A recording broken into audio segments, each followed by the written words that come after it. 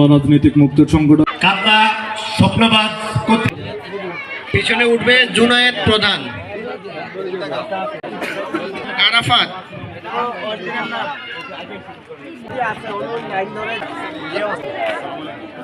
কেন শিক্ষিতরাই আসলে অন্যায়টা বেশি করে।